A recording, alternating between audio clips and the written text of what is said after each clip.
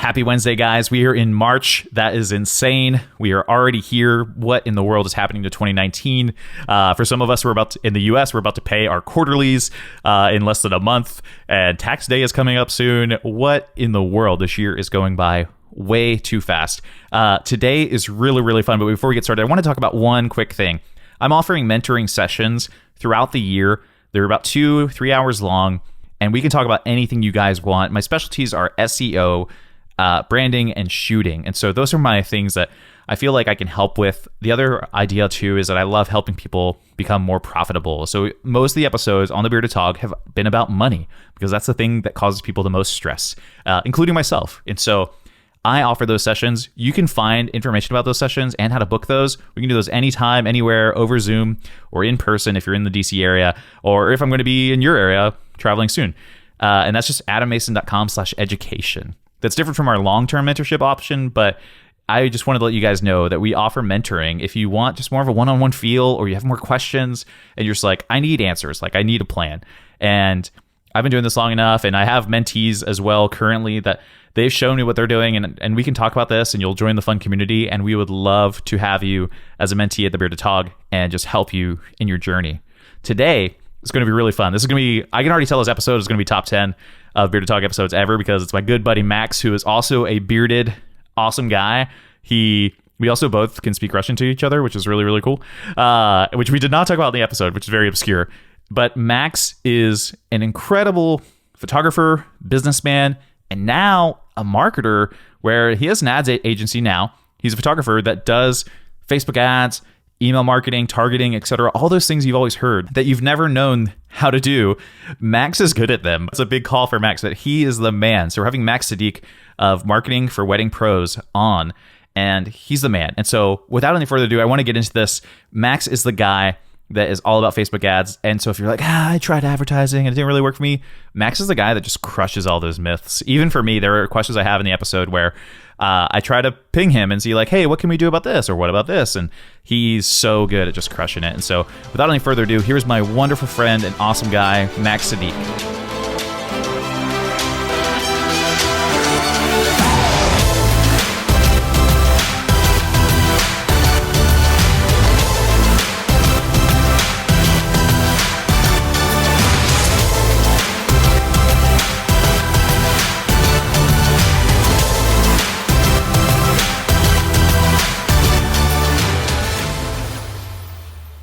Max, what is your favorite ice cream flavor? Oh, wow. That's like, you're swinging right off the bat. It would definitely be chocolate with like double chocolate fudge on top of it. So just you're a chocolate maniac. I love it. I love it. I love asking guests just a random fun question to kind of like just, I don't know. I've watched a lot of Hot Ones where he just messes with people, and I think it's a lot of fun. It kind of breaks the ice. But awesome, man. How are you doing, man? How's your 2019? 2019 has been wild. It's been great. I couldn't be more excited about this year. I feel like it's going to be an awesome year for everybody. That's awesome. Hopefully everybody listening is like, oh, this will be an awesome year. That'll be great. That is cool, man. That's awesome. So you've been, obviously we're going to talk about this, and we'll talk about this later in the show, but you've been diving into some Facebook ads. You're a photographer. You still shoot, right? You still do weddings as much as possible. Absolutely, yeah. I refuse to put the camera down, so I definitely shoot at least 10 weddings a year. I love it. I love it. And then you spend most of your time, I guess we would say, in Florida with a wife and a new kid, right? Right. So we currently live in Florida. We're in the process of moving to California, which is a logistical nightmare when you have a little baby. Oh my gosh. But Florida for now. That's awesome. So tell me a little bit of your background. Like, are you from Florida? How'd you get into photography? What'd you do before photography? Like, give me the background on Max. Yeah, totally. So like, photography was never on my radar. Like, I'm not even like a creative or an artist person like earlier in my life at all. Photography was briefly in my life when I was a little kid. When I say little, I mean like 4 or 5 years old. My dad was really into photography hardcore. Like to a point, we actually had a darkroom in our apartment. And that was pretty much my only encounter with photography when I was a little kid. And then, I went to school, then went to college, had a really boring, straightforward career path, like the corporate world. really nothing exciting. Absolutely zero creativity, zero excitement. So I ended up in the construction field. Worked for another contractor for a while, did pretty well. Ended up opening my own company. And things were going good. Like business was growing really well year over year. We were settling into this American dream, I guess. And I wish I could actually show you the quotation marks that I'm putting, like the air quotation marks. But like, from the outside in, everything was wonderful. Like I was making a lot of money. I had my own company, like everything everybody could dream about. But dude, I was miserable as hell. Like I couldn't have been more miserable than I was at that time. And it was probably the combination of the stress from work and not being fulfilled at all in what I did. Like it was just a means to make money. There was no passion, no interest, no nothing. It was just a way to generate a nice income. And at the time, my wife and I were still dating, and my wife was trying to break into the modeling industry. And she basically one day approached me and said, "Hey, I feel like I really need a lot more practice. And I see this camera on Craigslist, and it was a Canon Rebel T2i. So it tells you how long ago it was." Yes. And she's like, some dude was selling it for a couple of $100, and she's like, "Hey, what if we bought this and just practice? You take photos of me, and then I can look at them and see what I'm doing wrong as far as posing." And I'm like, "Sure, yeah, why not?" So we got this camera, and as soon as I picked it up, I realized, oh, like I don't even know how to take a picture with this thing. It's not like pulling out your phone and taking a photo. So I went to the only thing I knew, and that was YouTube. I spent, I don't know how many hundreds of hours on YouTube. Because what happened is, like, my initial thing was like, oh, I'm just going to spend a couple of hours just so I can get the basic understanding of how to work this camera. And a couple of hours turned into a couple more hours, and then into 20 hours, and then into 60 hours. And then before you know it, a whole year had gone by, and I had spent hundreds of hours on YouTube just trying to understand how to photograph in manual.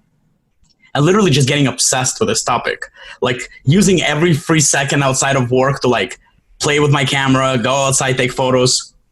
And it's like, it started shifting, like this was going to be what I wanted to do. And at the time, like my pictures started getting, like my photos were getting a lot better. And my wife happened to show some of her photos to a friend of hers who was also in the industry. And she's like, "Oh, can your husband take photos of me?" And I was like, "Yeah, sure, why not?"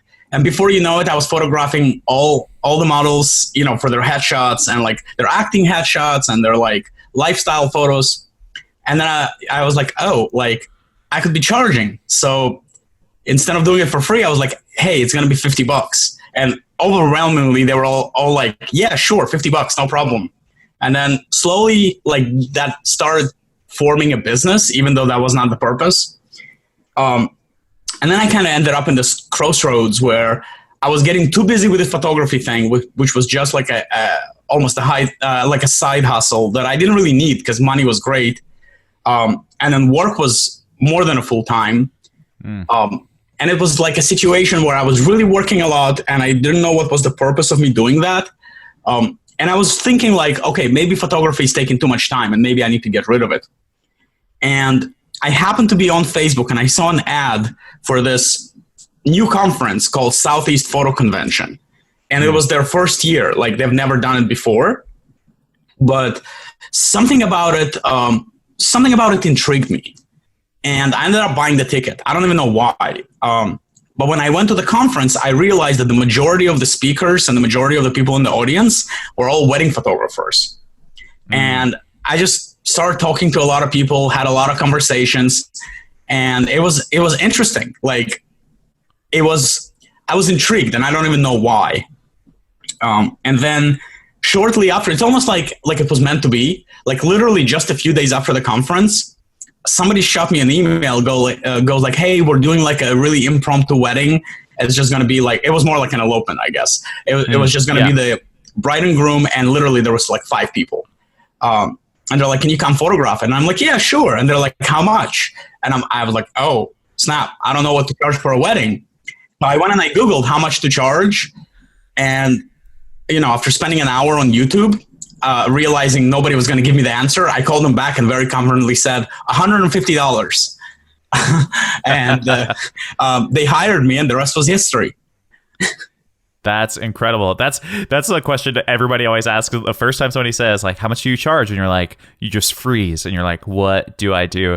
I love that, man. I have so much to unpack there. So did you go to school for construction or like business management? Like, were you passionate about construction? So I have a very, very boring education. I got a bachelor's degree in business finance, and then I got a master's in business administration with a minor in marketing. Okay. Very boring.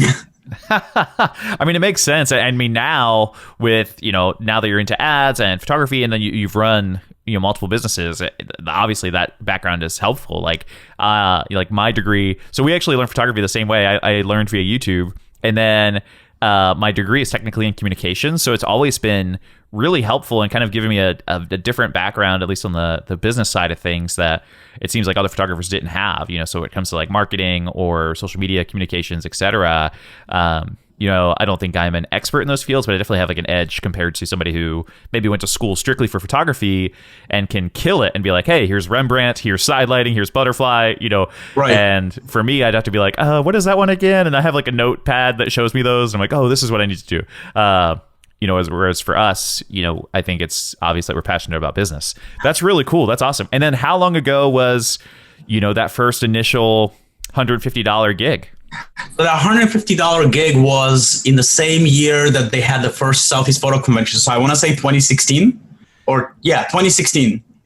Oh, wow. So that was pretty moderately recent, within 3 years. That's amazing. Right. So that was, it was, actually, I'm sorry, 2015. My bad. Okay. Yeah. So it was late January of 2015.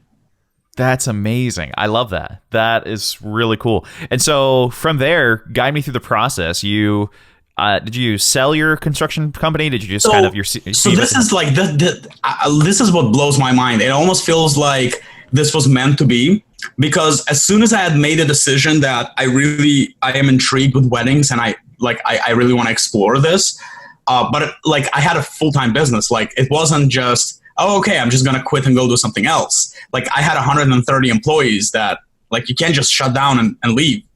I had projects that were halfway unfinished, but emotionally I was done. I didn't want to do that. And then it was like the universe or God or whatever you want to call it just kind of smiled upon me and said, well, here you go. Here's a solution. So I get a random phone call from a guy that I haven't spoken to in probably a decade. And he goes, hey, I have a friend who owns an engineering firm in New Jersey, and he's going to be down here in Florida, and he wanted to meet you. And I'm like, yeah, sure, why not? And it happened to be also at the same time my wife was in the Dominican Republic for work. And so I was home alone, and I'm like, sounds good to me. I don't have to have dinner by myself. So we met, and this guy straight up goes, hey, I want to buy your company. We're trying to enter the Florida market, and you seem like a good fit. And he immediately made me an offer where I was like, oh, dang, yes. I just said yes on the spot. And they bought the company. I had to work for 2 more years. Part of the contract was where I had to promise them to work for full-time 40 hours a week in their company down here in Florida. And so I did that. I signed up. I worked for 2 years. And then last year in February is when my contract expired, and I officially went full-time. So I immediately quit, and wedding photography became my full-time thing. Wow. So that is a lot happening in a very short amount of time, Max. I know, man. It's been a roller coaster ride. That's crazy. And then in addition to that, I'm trying to think of the time. Were you already married when you did construction, or did that happen too? And then you just had a baby? Yeah. So I opened the construction company in the very beginning of 2011, got married in 2013, in the middle in 2012 had cancer. All right, so let me give you the timeline. This thing is like a movie, man. 2010, I opened the construction company. 2011, I opened the construction company. 2012, I have cancer. 2013, I get married. 2014, there aren't any excitements. But then 2015, I kind of move into photography, sell my business in 2016, then have a baby go full time in 2018, then have a baby in 2018, and then immediately decide that I'm going to move to LA. And so 2019 is going to be a big move across the country. Wow. What in the world, dude? Life's definitely not boring. Yeah. Why are you moving to LA? I'm curious about that. So it's really more for my wife. She's always had the dream to move there for her career. And for the first time in my life, my job is completely location independent. It makes no difference where I am. So I love that. I realized actually, like at the end of last year, that I really don't have to be in any specific place. I can be anywhere with a good internet connection. And so I told my wife, I'm like, hey, if you want to move to LA, let's do it. And we just decided, yeah, why not? Let's try it. That's incredible. I love that, man. And I mean, like you said you try to shoot, about 10 weddings or so. And so that is a decent amount for sure, but nothing, that's not going to hold you to one place per se. And again, like with your skills that we'll talk about, like you can book those wherever you need to if you want. So that's really cool. Right. I mean, next year I'll definitely still be flying back to Florida because I kind of already have all of my 2019 booked. And a lot of them are in Florida, but it's not bad. There are direct flights and they're not expensive, so I'll just have to deal with it. Yeah, and I mean that's your transition year, if you will. That's like right. Okay, we kind of have to like button up some things at the old chapter of our life, and then it's like the last page before you're like, okay, we're fully in the new chapter. So tell me about Facebook ads. Like, did you dive into that? When you were launching your photography business earlier than that, when you were doing construction, and then now that is at least one, or now correct me, your main source of income, right? You're killing it. So the fact that I'm doing Facebook ads is all Robert's fault. I don't know if you know, Robert J. Hill. Yeah, he was on the podcast. But basically, this is what happened when I started photography. I was so over my corporate life that I wanted nothing to do with my formal education or any of that. And I kind of just like, hey, I'm just going to learn this from scratch. And I went to a ton of workshops. Dude, I can't even tell you how much money I spent on workshops in this industry. And the sad part is more than half of them were crap. Like there were definitely really good ones, but there were a lot of them that were crap. And every workshop I went to, didn't matter if it was crap or a really good one, they all taught either how to shoot or what to do when you get a couple. And that was great. Like I went to Hustle and Flow and that was great. And they showed me once you actually get an inquiry, what to do to book them. Wonderful. And then I worked with I went to Robert's year-long mentorship and Robert walked me through the whole, internal process and how to book the couple and how to work with them after the booking. All of that was great. The only problem was I was getting no inquiries, and you can't really book a couple if you're not getting any inquiries. Yeah. And it was weird because not one workshop, literally not one, and I went to, 30, 40 workshops, not one showed me how do you actually turn on that faucet? How do you get the inquiries? I love that expression. Yeah, and it was I was great, so I know what to do with a couple. I just don't know how to actually find one. So I started kind of I went back to YouTube, which is what I know how to do. And I started looking what do you do when you need leads? And Facebook ads kept coming up. So I started learning Facebook ads first on YouTube, and that was great. But, you reach a point where YouTube is no longer enough. And then I jumped into paid workshops. I went to a bunch of conferences for that, a bunch of workshops for that. And the more I learned about it, the more I became fascinated with how the whole thing works. And it's not just Facebook ads. There's this secret world that most people don't know exists of online marketing and funnels and sales automation and it's a whole other universe. And I really I really started enjoying it to a point where anytime I didn't have to do work, it kind of was almost a repeat of what happened with photography, where I felt really passionate, and every free time I had, this is what I would do. I would look into Facebook ads, and it was weird. Like it got to a point where I was so fascinated with it, I even went and got certified, like by Facebook. Wow. And then I had all this information, but I really honestly did not plan to do anything with it other than use it for myself to get myself booked. And at the time, and I remember jumping on the phone with Robert. This was a month after my year-long mentorship was done. And like he was asking me, he's like, "Hey, I just want to check on you. How are you doing? Like, are you booking?" And I'm like, "Yeah, dude, I'm fully booked." And he's like, "How is it possible that last year you just started and now you're like, fully booked and making 120K a year?" And I told him, like, I'm using Facebook ads. And he's like, "Oh, show me. Like, what is it?" Because he didn't know anything about it. So I was like, "Yeah, let's do a Zoom." So we jumped on, I think it was a Zoom call or one of those screen sharing stuff. And about an hour and a half into it, he goes, "Dude, this is a vast topic. Like one call is not going to be enough. Let's talk about it when I'm in Miami." So that was the same workshop where I met you in Miami. Remember a couple of years ago? Yeah. So the reason why I was at that workshop is because Robert wanted to pick my brain about Facebook ads. And like, once he understood everything that was possible, he like, "Hey, you can't keep this to yourself. You need to share it with the rest of the industry." And I'm like, "Okay, I don't really want to. Like, I have a dope life. I'm shooting weddings. I'm happy. Like, well, leave me alone." Right, you're content. Yeah. And he's like, "No," like he persisted. He's like, "No, like you can't hoard this to yourself. Like you need," like he kept coming back every few weeks. "Okay, when are you going to share this with everybody?" And finally I was like, "You know what? I don't really want to do anything. So if you insist on sharing it, how about I give you all the info and you go share it?" And he's like, "Okay." So I flew up to Portland for a week, and we spent the week literally working 14 or 15-hour days, 7 days straight, and recorded the entire course that I have online.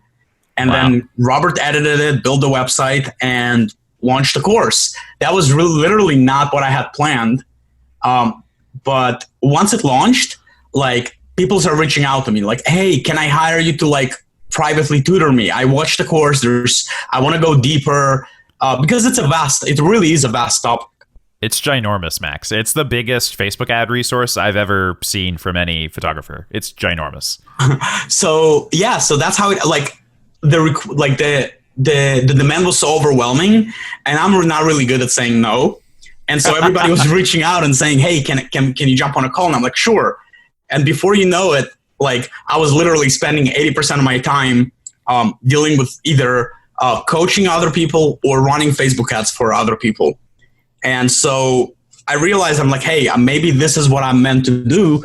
Like, I feel like I'm helping people more doing this than I am doing weddings. And the reason is not because weddings are not important. Weddings are uber important. But there are so many talented photographers out there who are better photographers than me. And so if I step out, it doesn't make me feel like I am taking something away. Like a couple, if they can't book me, they will book somebody who's just as good or better. But with Facebook ads, there isn't really anybody in our field, specifically in the wedding industry, who is educating people on how to use it. So I felt like I'm more needed on this side of the fence. So I decided to limit myself to 10 weddings a year.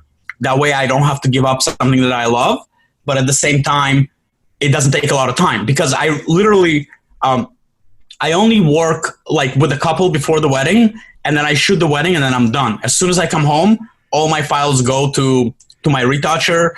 She edits everything. She builds the gallery. She makes the slideshow. She puts together the album. And then I just meet with a couple one more time, and that's it. Dude, I love that. You got that system on lock. That is awesome. That's so cool. I remember, and seriously, like I said, I went through, because you released the beta of the course to a few of us, and I went through and I went through the first chapter. And for me, like, this is the 80th episode of this podcast. Like, I've talked to ads with a lot of people. I've like many photographers, we've dove in, and we've even see the silly like boost this post to have more people see it, right? And we're like, okay, and then we've never felt like it really worked for us. But that was the first few videos I watched was like, okay, this makes sense, I get this. And then the rest I was like, oh, this is in depth, like. But at the same time, it's like a lot of times when you get to the end of like an educational resource, it doesn't feel like you're getting more knowledge, like it's like diminishing returns. Whereas for, I think we called it, like, it was called Wedding Hackers before, and now it's marketing for wedding pros, right? Right. It was like, it kept getting better, like I'm legit, it's in my plans this year to re-sign up for the course and go through it, because I'm like, I want to just dive in and make sure I'm more knowledgeable too, because I think this is like, it's a very good resource, and it's something that, again, going back to people like Robert, who have been in the industry for so long, they live the dream, right? They're a destination photographer, $10K per wedding, doing whatever they want.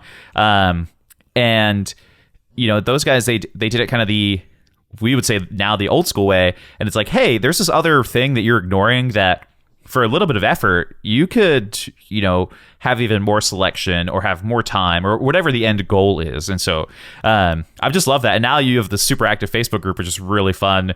And whereas a lot of people are kind of leaving Facebook groups, you're diving back in, you're hustling, and it's really cool. I didn't mean to like toot your own horn mid podcast, but it's obviously an awesome resource. So what's the number one thing you see that photographers get wrong? So, you see them and they're like, oh, should I boost this post when I have a new blog? Walk me through kind of the basics of the number one thing you see go wrong. And then, how can you help people, just understand Facebook ads a little bit better? Yeah. So the number one thing, and this is where people get confused, it's not the Facebook ad, it's the overall formula put together. A Facebook ad is just a device to bring people in. But once they're in, what do? Like, the reason why the boost post button doesn't work, I call the boost post button, I call it the button that gives Zuckerberg lunch money. Like, if you want to give him lunch money, you just push that button. The reason why it doesn't work, it's not because, like, when you push that button, Facebook doesn't really run your ad. They do. But what I see the biggest mistake in our industry, that people don't understand that when you're selling a really expensive product or service, there needs to be a journey. You can't just take giant leaps. Like, this is the thing. Like, for example, with something like bread or a chocolate bar, because the item is so inexpensive, you make these giant leaps where you go from, oh, I want a chocolate bar, and then the next step, you're at a gas station at the register paying for the chocolate bar. So there isn't really like anything in between. And that is because the chocolate bar represents such a marginal percentage of your annual income. So like, even if you went wrong and made a mistake and bought the wrong chocolate bar and it was disgusting and you had to throw it away, you would not be devastated, right? Like, if you bought a Snickers bar, left the gas station, opened it, and it was spoiled, like, you'd probably just not be super happy, but it wouldn't ruin your day. Like, you'd be okay.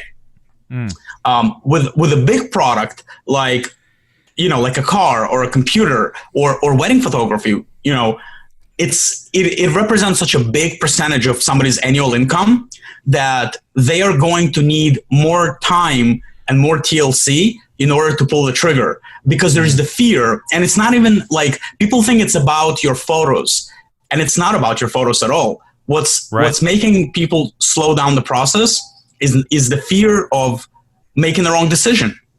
Like, what if I spend $5K and this photographer doesn't deliver? What if I'm not happy with their service? And this is what I realized early on, which I don't think a lot of people realize. People think that your photos is what sells you. And if I just get better at taking photos, I will have better business and I'll charge more money. And nothing could be farther from the truth. I personally believe that in the overall decision of hiring a wedding photographer, your photos are only about 10% of that decision. And your branding and your the way you do business is the other 90%, which is why you will sometimes see extremely talented photographers whose work is like leaps and bounds ahead of mine, and they can't even make half the income.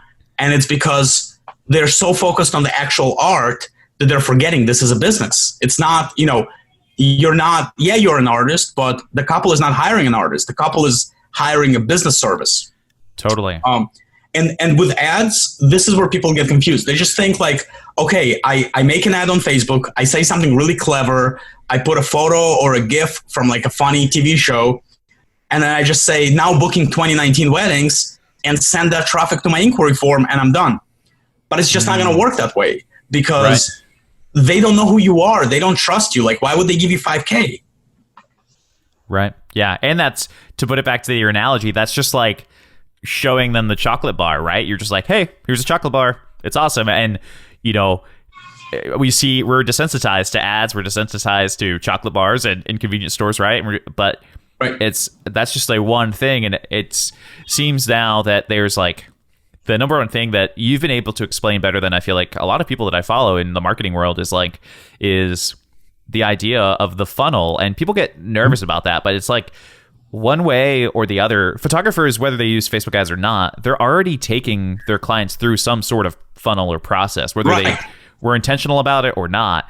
And, you know, from the contact form, right? Like, okay, yeah, they go to the contact form, or even from the site, and let's basically say this. They go to home, they look at it, okay, this is cool. They go to blog or portfolio, whatever, and, you know, maybe they go to FAQ if you're lucky, and then they go to contact, and they're like, okay, cool, and they fill it out, and, you know, let's say they're really pumped. They're going through a funnel at that moment, but it's like, you know, what can we do before that process even happens too, you know? And again, it's like, yeah, I think people think of this, even when they think of the big companies, how they do it. They're like, oh, well, I went on Amazon and I looked up shoes, and now all my Facebook ads are for shoes, so I should do the same thing. And it's like, well, that's only a piece, you know? Right. And that's what I've loved about what you've done before. So what is even a little bit bigger from that? So we say, hey, we're not going to just pop up an ad. We're not going to give Zuckerberg lunch money.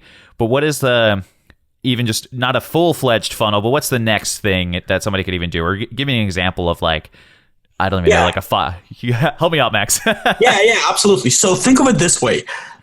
You need to you don't need to. They already take a journey. You just need to become their guide through the journey. Whether you like it or not, every couple is going to go through like a tour, like a little tour through your brand. And it starts with the first stage, which is called discovery. And discovery is when they find you, whether it be on Instagram, on the Knot, on Google, on Facebook, doesn't matter where, but they discover that you exist. And then they're going to interact with your brand. And if you're still there a few days later, they're going to go into a process called consideration. And consideration means that they know who you are and they are considering you as a business provider. Maybe you'll win their business, maybe you won't. And then the third stage, which is where everybody's trying to get them to, and that's called conversion. And conversion is when they convert from a inquiry to an actual paid client or an actual paid couple. And this is the thing that people don't understand. They're going to take the journey, the tour, whether you like it or not. You have the choice to be their tour guide, or you can step away and have them do, you know, a self-guided tour. And I would advise against self-guided tours. It's always good to be able to guide them the way you want them through the entire process. No, that makes sense. That makes perfect sense. Now, how does that work? You know, give me the practical advice there. How does that work in Facebook? Like, what does that look like? You know, you can even give an example of like a funnel of what that looks like starting. You know, let's say they have a site. Let's say their site is good, right? You know, we'll say it's working well. Somebody like Robert, myself, or maybe somebody who, you know, is full time, but they're not necessarily, again, Facebook ads is just something they've never pushed into. Mm-hmm. So I'm going to give like a bird's eye view explanation here, but before I do, I want to give a quick disclaimer where people, because people hear the overall explanation of what a funnel is, and then they try it and they come back and say, oh, it doesn't work. And the reason why it doesn't work, if you've ever heard the expression, the devil is in the details, this expression applies more to Facebook ads than anything else. The devil is definitely in the details. This is what happens. So they're on Facebook, they have no idea who you are. And in fact, they're not even looking for a photographer right now. They're on Facebook to snoop on their friends, not to find a photographer. But you want to grab their attention, right? You don't want to wait until they have to go to the Knot or they have to go to Google. Because when they go to the Knot, when they go to Wedding Wire, when they go to Google, that's what's called demand fulfillment. So they sit down and they type into Google, wedding photographer. That's called demand, right? And then your ad pops up, or your organic, you know, you've done a great job with your SEO and you're number one on the search results. That's called demand fulfillment. They've put out the demand and you're fulfilling it. There's nothing wrong with demand fulfillment, but the problem with demand fulfillment is that you and everybody else is ready to fulfill that demand. So by the time they get to a point where they've already generated the demand, it may be too late. You're now competing against a lot of people. Right. It's at that point, not to interrupt, but that's like that say they're like, okay, I want a chocolate bar, and then all of us we're chocolate bars, and we show up and we're like, hey, please pick me. Like Right. that's kind of, and they're like, oh, there are now 50 chocolate bars to choose from. I have couples of mine that are like, Adam, yeah, we chose you based on a spreadsheet. Yeah, right. Anyway, it's like sorry. It's like when my wife was pregnant and she tell me that she wants me to go get a chocolate bar, and I'd be like, oh, which one, honey? You choose. The worst thing you can hear from a 9 months pregnant wife is when she wants something to eat and tells you to choose, because there's absolutely no way for you to win. Yeah, even a non-pregnant wife, I feel like they're like, I'm just hungry. And you start naming things. You're like, I don't want any of that. And you're like, oh, okay, what's happening? Right. So this is the same way. Like, they're just one couple. Think about it. It's just 2 people. They both have full-time jobs. They both have families, hobbies. And now they're planning a wedding, which is a full-time job on its own. And now they want to find a photographer. They go to Google, and now there's 20 photographers attacking them with follow-up emails. And why are you ghosting me? And they're like, yo, I'm not ghosting you. I'm just overwhelmed. Go away. That's demand fulfillment. That's the problem. There's too many people ready to fulfill it. What I love about Facebook and Instagram ads is that, unlike a search engine, they are what's called demand generation. And they come before the demand even exists. So the couple, well, usually it'll just be just one of them, not both of the couple at the same time. But either one of the 2 sides of the couple will sit at the computer or pick up the phone, and they'll go on Facebook for a completely different reason. And there is no demand. They're not looking for a photographer. But your ad comes up, and if it's written well and put together the right way, and you've done a good job targeting the right people, when they see your ad, it's going to pique their curiosity. And what you just did here is you generated demand for your product. There was no demand, and you created it out of thin air. That's what I love about this system. And once you generate the demand and they click on it, that's not the end of the story. You still have the responsibility, because remember, they had just discovered you. That's stage 1, discovery. Now right. you need to find a way to move them from discovery to consideration. Make sense? Yeah, absolutely. So like, when they click on that ad, where do they go? Are they just landing on your homepage? Because that's a bad idea. And why is that a bad idea? Because they weren't prepared to take a journey right now. They were just on damn Facebook trying to see what Aunt Sally doing tonight. And now you brought them over to your website. Because they weren't prepared, they have no idea what to click or where to go, right? If they were in the frame of mind of shopping for a photographer right now, maybe they would patiently look through your menu and navigate to different pages. But they're in line at Starbucks, and they just flipped Facebook open on their phone for a second while their turn comes. Like, if you send them to your homepage, they have no idea where to go or what to do. So in many cases, they're just going to bounce. Yeah. It's like, even if they, again, like let's say ideal situation. Let's say your site is really nice, right? And even they clicked on the ad, so maybe your copy and your creative your imagery was also good. It got them enough to press the button, right? But then you've lost them. It's like you've ghosted them essentially, because you're like, okay, this is the end of the journey. Like, have fun, kids. Right. And what happens, then photographers come back and say, Facebook ads don't really work. Well, no, they did their job. Their job is to bring them to your website. Once they hit your website, Facebook is done. Like, they're clocking out and going home to chill. Like, it's your job to pick up from here and be the tour guide. And if you send them to the right landing page that is intentionally designed, then they'll start reading. And in many cases, they'll read all the way to the bottom if you've done your job well. And if they read all the way to the bottom and click on a button to opt in, then now you've just moved them from from discovery to consideration. Because they discovered you, and in that discovery process, you did everything right, and they have opted in. Whether it be by giving you an email address or checking out whatever you want them to check out, and you've attached a pixel to them without their knowledge. Either way, they're now moved to consideration. So now you have to switch what you do and go a little warmer, right? In the beginning, like during the discovery stage, you're not going to be very salesy because there's nothing to sell. They didn't tell you they're interested. But now that you're in the consideration stage, you're going to be more nurturing to that relationship and delivering more value and following up more often, because now you're like, okay, they're considering. Maybe they're going to hire me, maybe they're not.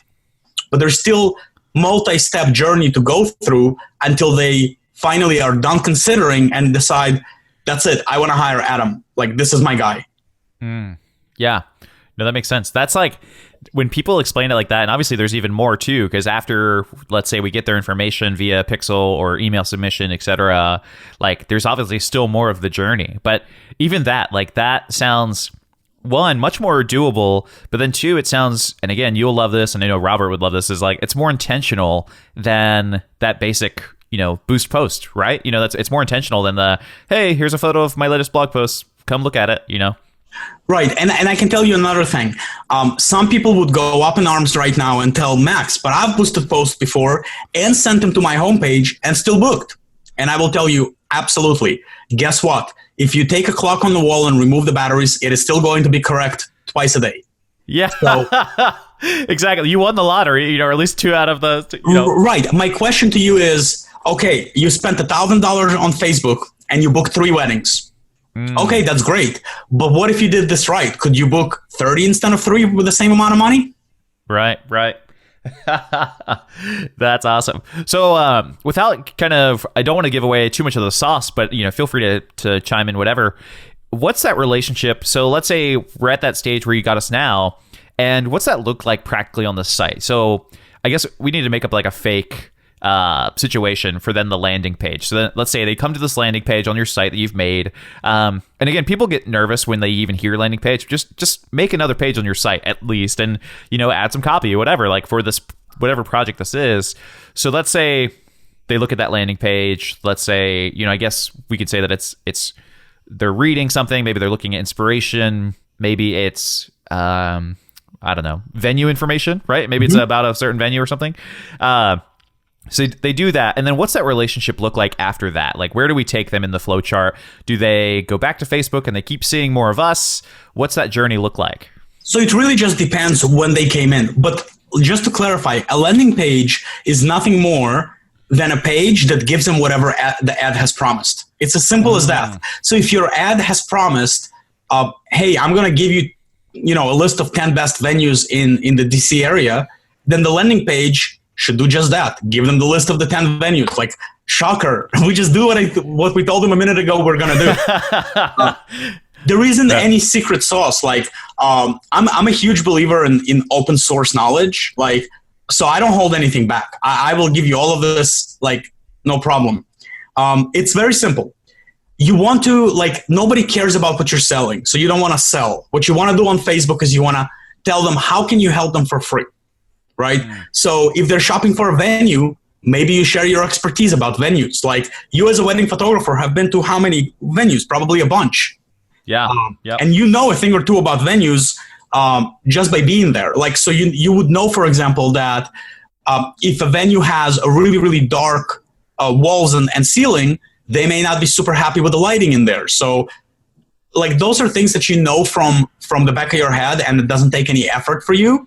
But the couple has no idea because they're not photographers, and they've probably never been married before. So they've probably never planned a wedding or hired a wedding photographer. Right. So if you simply just educate them and share all your knowledge with them, that is enough for the discovery and the consideration process to be solid.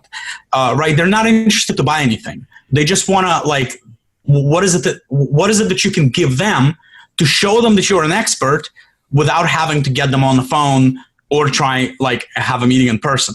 And it's usually just share your knowledge. Once you've shared your knowledge enough to solidify yourself as an expert, that's when you can say, hey, let's jump on the phone. And guess what? If they respect you, they will. That's when you can say, here's a link to my inquiry form. If you're still shopping for a photographer, go ahead and inquire. And they will. And the funniest part, if you've done a really, really good job during the first 2 stages, the discovery and the consideration, then, the last stage, the conversion, in most cases will be them initiating it. Like, you won't even have to run any ads or anything. They'll probably just reach out to you and be like, hey, we're ready to book. That's awesome. So what does that process look like? So they went to that specific landing page. We'll say the landing page was good.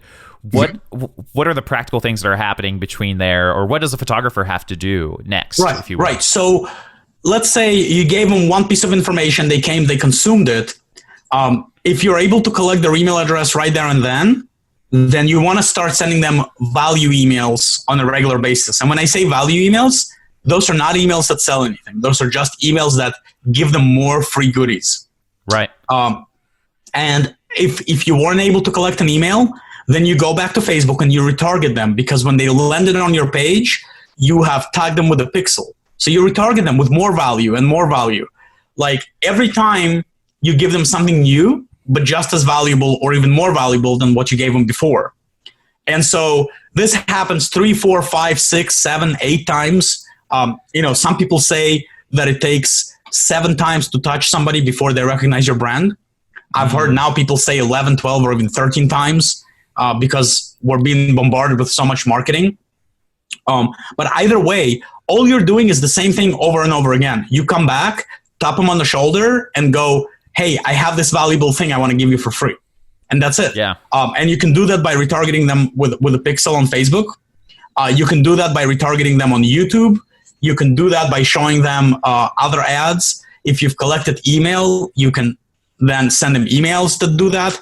But the idea is to just keep coming back, tapping them on the shoulder, giving value, and leaving, not asking to buy anything. And if you do that enough times, they will come and ask to buy without you having to offer. For real? Like even they won't be prompted, or is there like a final ad that you can serve up or a final tool to do that? You could. So if you wanted to kind of speed up the process, then you could pick people that are really warm. And again, don't do this just to everybody in DC because nobody's going to care. Yeah. I see photographers, have an ad that says, now booking 2019, only a few spots left. They don't care because there's a million other photographers and they don't really care that there's only a few spots left. That's because they don't know you. But if they've been following you for half a year now, or for 3 months or for 4 months, and now they consider you, like they really want to hire you because they really like you, if they saw the same ad, it would have a completely different result. Because like in their mind, if they've already settled, this is what I want, and then you say, hey, I'm running out of spots, better believe it, they'll be inquiring on the spot, like right there and then. Or if you said something like, here are all my reviews, and you just keep putting it in front of them, then yeah, they'll probably go in and inquire. But that only works because they've already spent time getting to know you.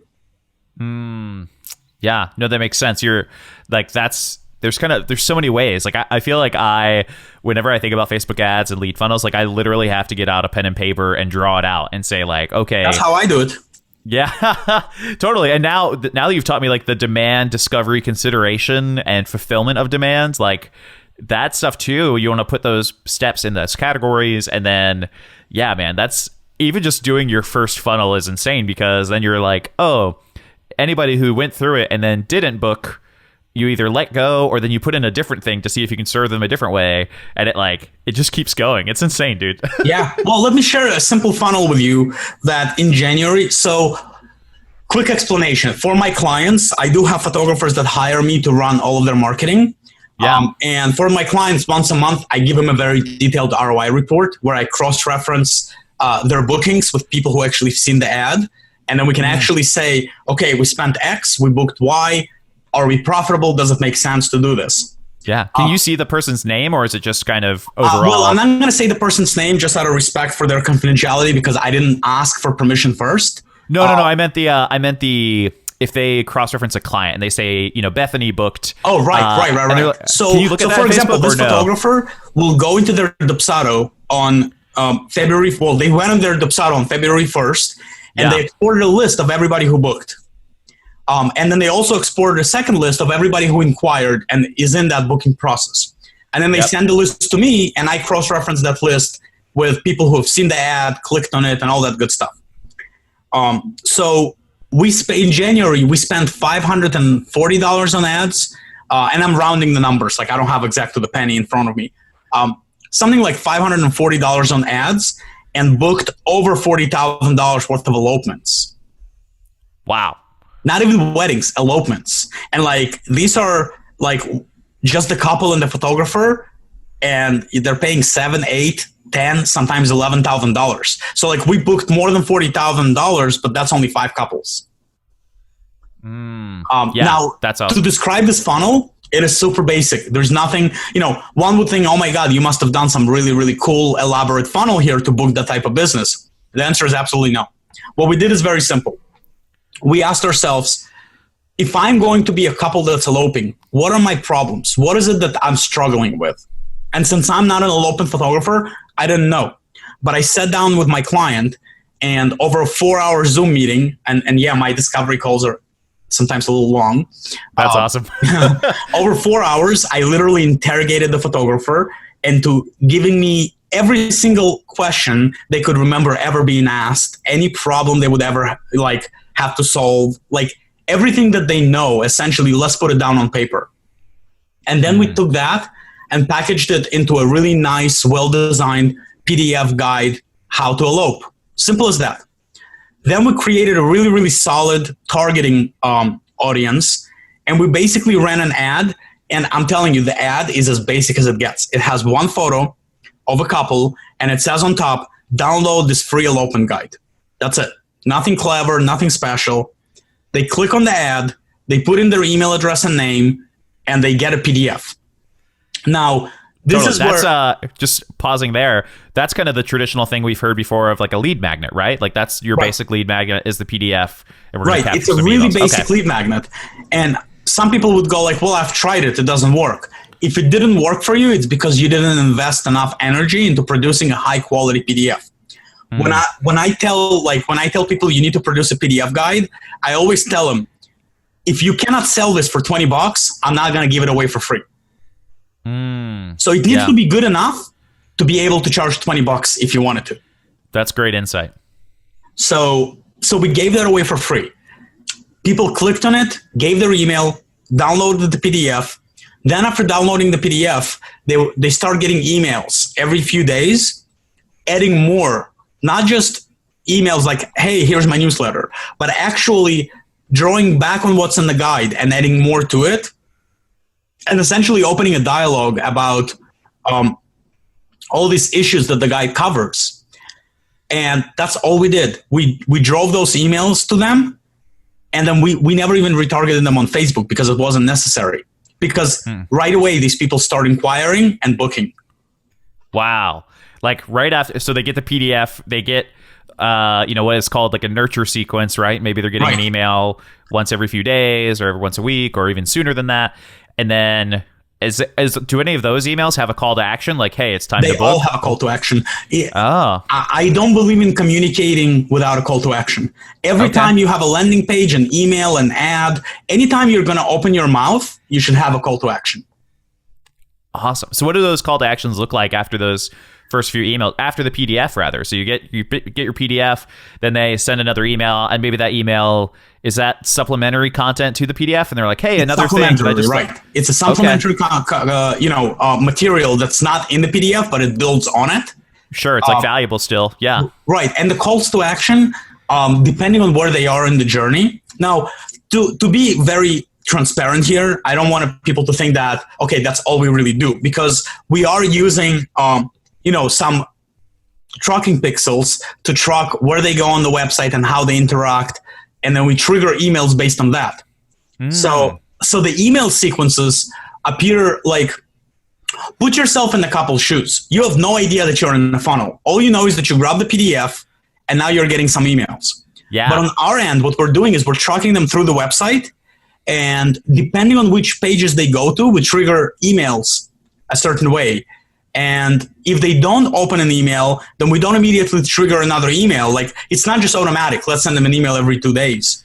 It's contingent. Are they actually reading our emails? If somebody's on vacation and it's going to take them 4 days to open the email, well, we're not going to send them another one until they open it. Right. No, that's good. Yeah, so there's a lot of automation. Like, we want the journey to feel as if they really are having... I don't want this to feel like automation to the couple. I want to the couple, I want this to feel as if they're getting an actual human interacting with them. And it's really easy to do if you just think through, like, if the couple came to the website and went straight to the pricing page, I would send them one type of email. But if they came to the website and checked every single page, I would send them a different email. If they came and went to the inquiry page but did not inquire, I would send them yet another email. Make sense? Yeah, no, absolutely. That's incredible. I love that, man. I feel like we both covered some basics, and at the same time, real quickly, we're like, we can blow some minds already. My mind is blown right now. I'm getting excited. That is so cool. Oh man, that is insane. Now, what is that?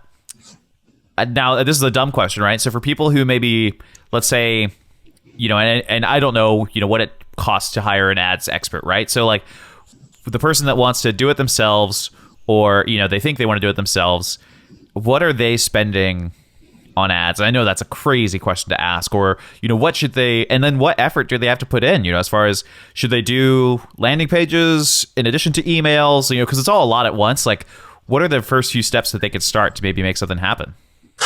So definitely first design a well put together library of material on your website. Like the biggest mistake and the biggest missed opportunity that photographers have, and I see that so often, and it just pains my heart to see it. I think there's a big misunderstanding what your blog section is for. Somewhere, I don't know when that happened, but somewhere along the lines, photographers were lied to and told that your blog area is where you dump all your weddings, and that is not the case at all.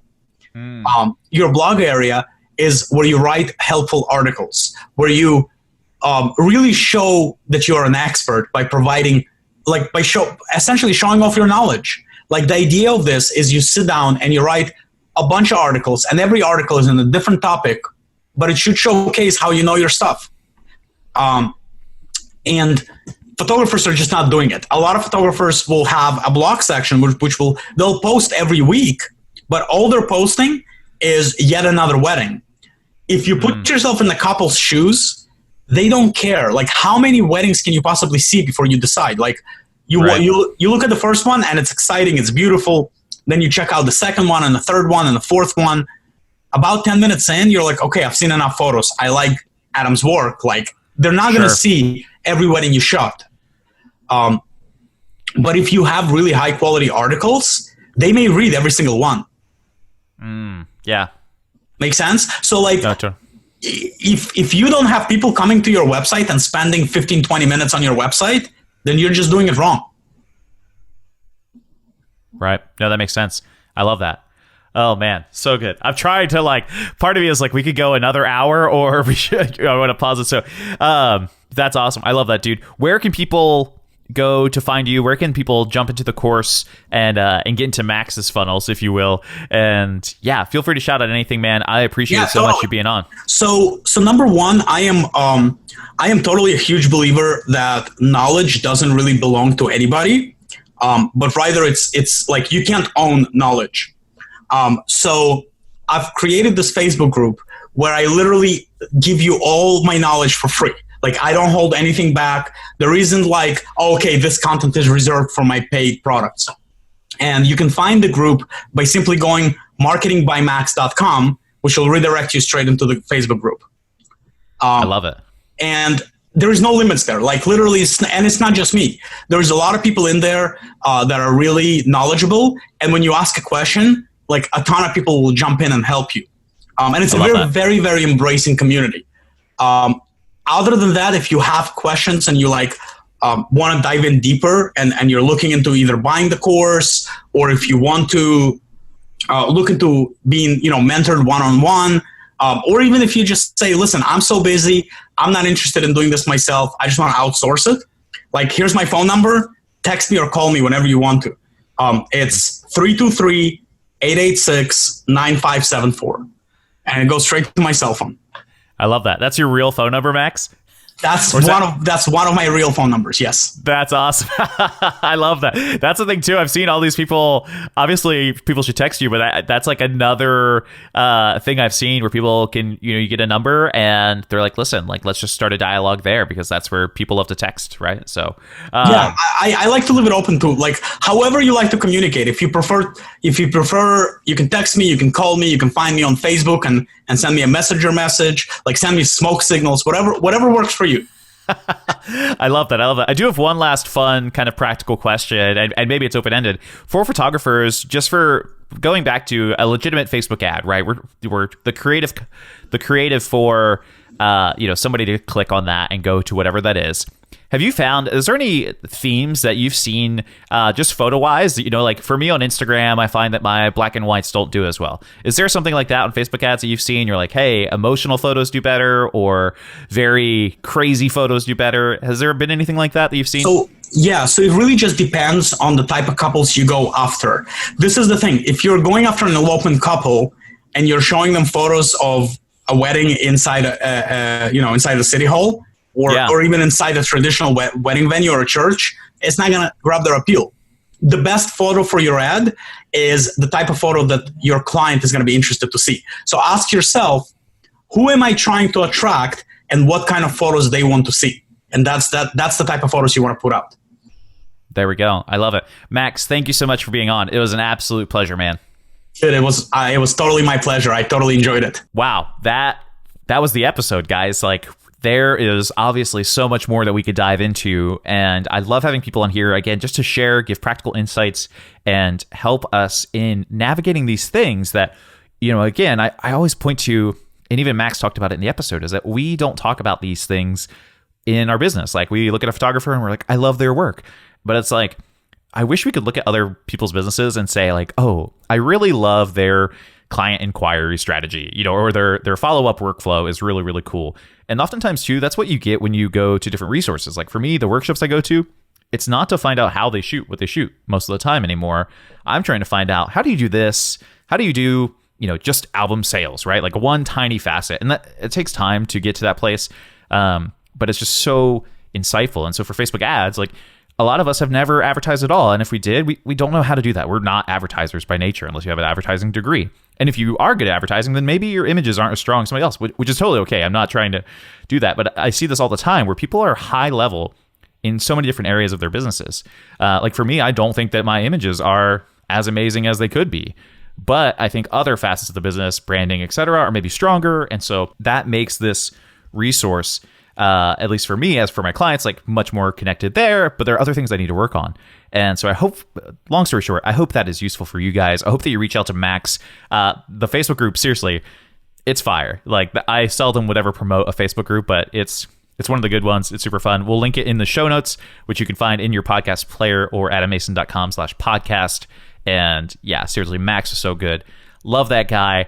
And yeah, if you guys have any questions, I would love to know who you want to have on the podcast next, because I want to make sure that you guys feel engaged, feel like you're getting people that you want. So let me know if there's somebody I haven't had on, or something you want to talk about that you haven't really feel like you've gotten a full answer on. So feel free to email me, thebeardedtog@gmail.com, or reach out on Instagram, thebeardedtog, and I would love to make that happen for you guys. Have a wonderful day, guys. Keep being awesome.